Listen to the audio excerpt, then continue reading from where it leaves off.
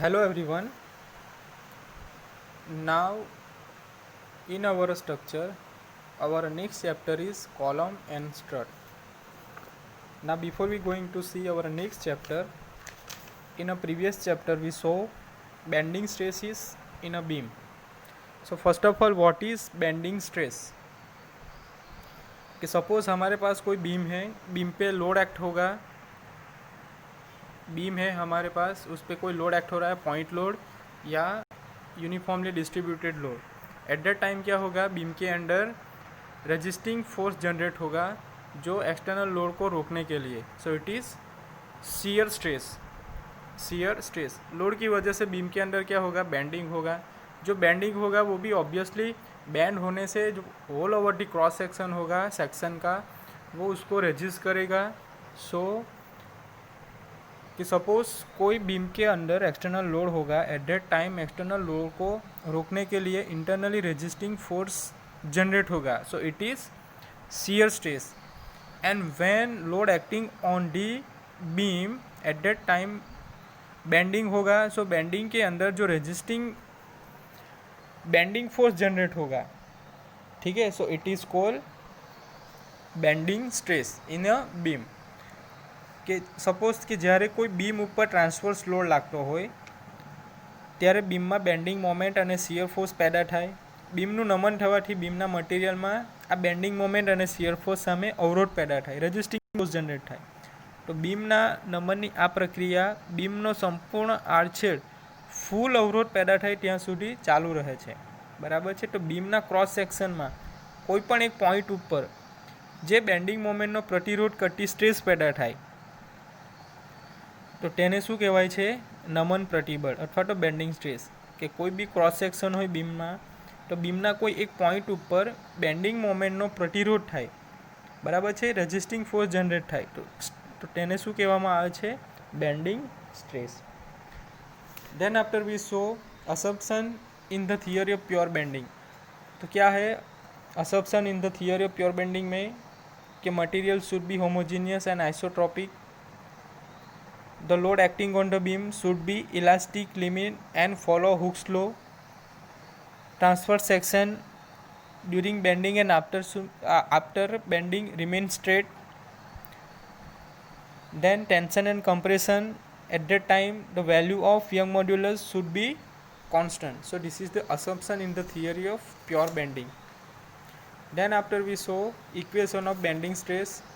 So m by I equal to f by y is equal to E by R, where m equal to moment of resistance, I equal to moment of inertia about x axis, f equal to bending stress, y equal to na થી यानी कि neutral axis थी दूरना छेड़ाનું અંતર, E equal to modulus of elasticity, R equal to radius of curvature of the beam. Now maximum bending or a bending moment of resistance for a different type of beam. Now for a simply supported beam with a central point load, maximum bending will occur at point center. So moment of resistance M will be find out by WL by 4. Now next simply supported beam with eccentric point load, the moment of resistance is find out by M is equal to WAB by L. Simply supported beam with UDL on entire span, so it is find out by WL square by 8. Then after cantilever beam with point load at a free end, so maximum bending will be find out M is equal to W into L. Cantilever beam with UDL on entire span, so it is find out by WL square by 2. Then after we saw different type of example based on bending stress equation. Now our next chapter is column and strut. So what is column and what is strut? So first of all કે બાંધકામમાં વપરાતો એવો structural member કે જેના પર Excel compressive load લાગતો હોય તો તેને શું કહેવાય છે, સ્ટ્રટ, બરાબર છે। કે સપોઝ કોઈ સ્ટ્રક્ચરલ મેમ્બર હોરિઝોન્ટલ या વર્ટિકલ કોઈ બી સ્ટ્રક્ચરલ મેમ્બર હોય એના પર કેવું લોડ આવશે, कंप्रेसिव लोड आवશે, बराबर। आप फिगर में देख सकते हो there are different type of strut. एक हॉरिजॉन्टल है, वर्टिकल है और इंक्लाइन है, ठीक है। 3 टाइप्स ऑफ स्ट्रक्चरल मेंबर। तो उस पर क्या आएगा, कंप्रेसिव लोड, कंप्रेशन होगा, कंप्रेसिव फोर्स आएगा, उसकी वजह से कंप्रेसिव लोड की वजह से कंप्रेसिव फोर्स जनरेट होगा। So it is called strut, ठीक है। स्ट्रट ઊભો આડો કે ત્રાંસી સ્થિતિમાં હોઈ શકે છે, બરાબર છે। This is the vertical, horizontal and incline, so it is called strut. Now difference between column and strut.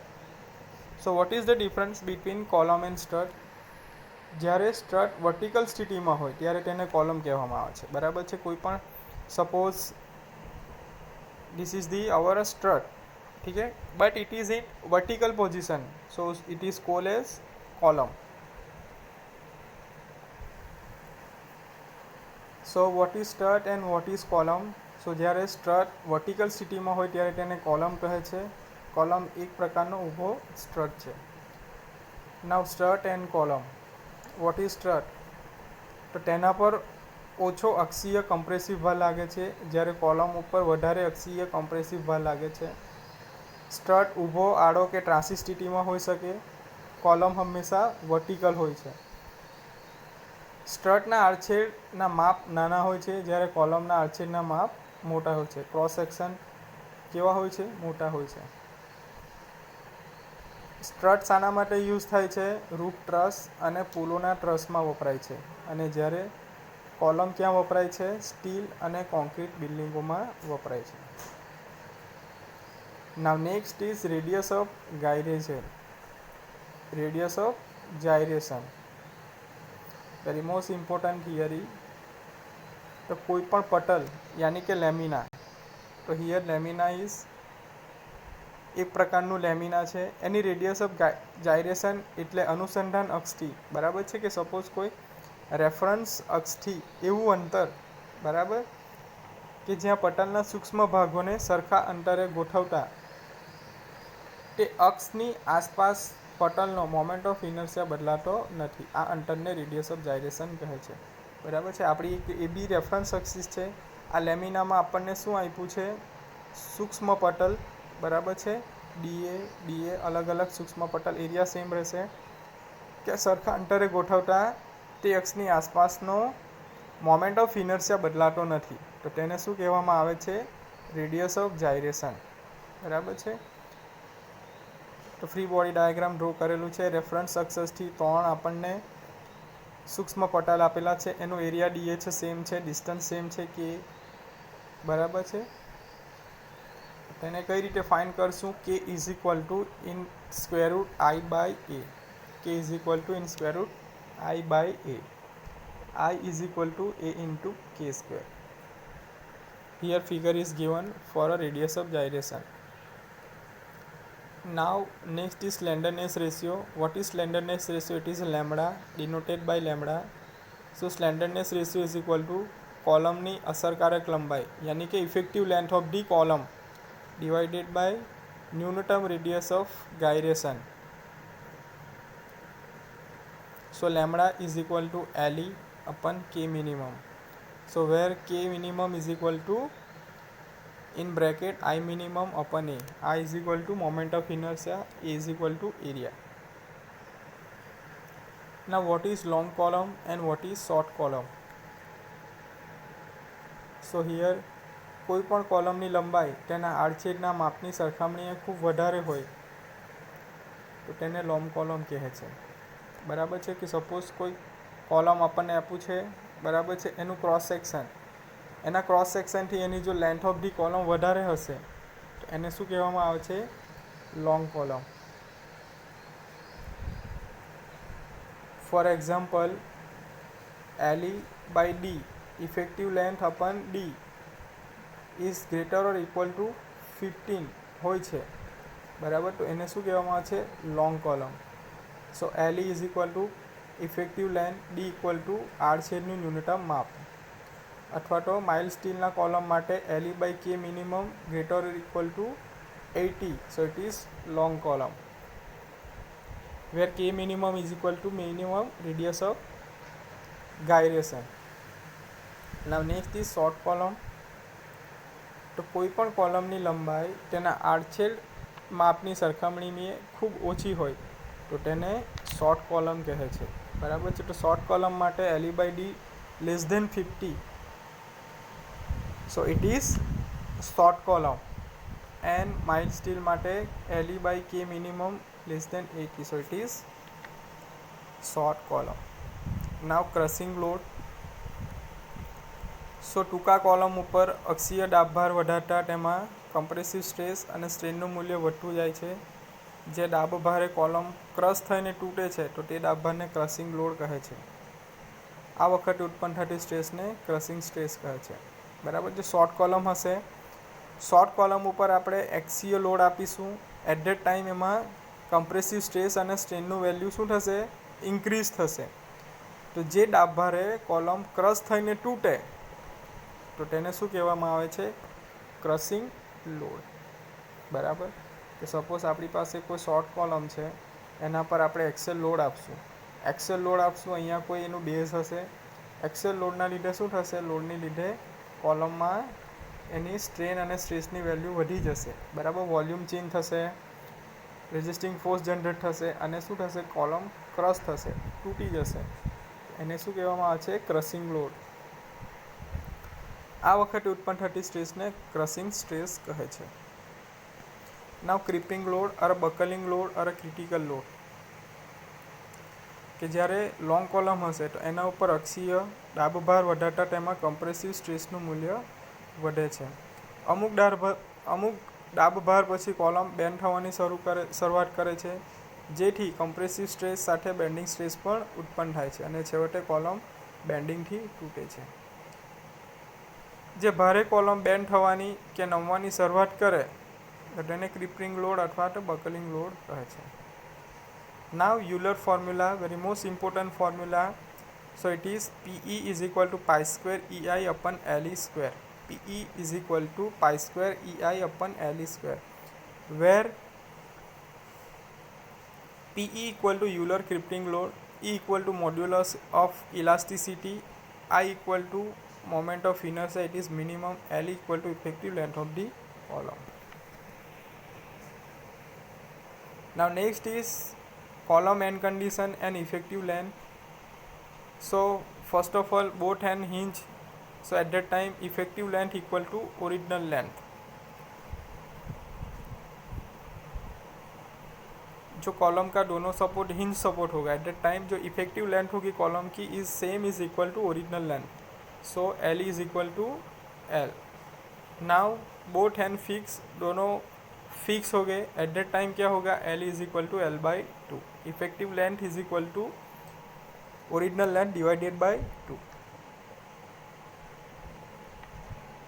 Now one end fix and another hinge, so L is equal to L upon √2. One end fix and other is free, to L is equal to twice L. So it is the column end condition and its effective length. Now assumption of Euler formula. So what is assumption of Euler formula? So column પર ભાર લાગતા પહેલાં તે સીધો હોય છે અને તેના પર લાગતો ભાર એક્સેલ હોય છે. બરાબર છે. કોલમ પર જે લોડ આવશે એ કયા પ્રકારનો લોડ હશે? Axial load. કોલમનું મટીરિયલ ઇલાસ્ટિક, હોમોજીનિયસ અને આઇસોટ્રોપિક હોય છે. બરાબર છે. મટીરિયલ कैसा होना चाहिए? Elastic, homogeneous and isotropic. કોલમનો આડછેદ તેની પૂરી લંબાઈમાં એકસરખો રહે છે. બરાબર. Cross section of the column should be, length of the cross section of the column should be same. Then હુકના નિયમનું પાલન થાય છે. કોલમ લાંબો છે. કોલમનું ફેલિયર માત્ર નમનથી થાય છે. એક્સેલ કમ્પ્રેસિવ લોડથી કોલમની લંબાઈમાં થતો ઘટાડો નહિવત હોય છે, જેને અવગણવામાં આવે છે.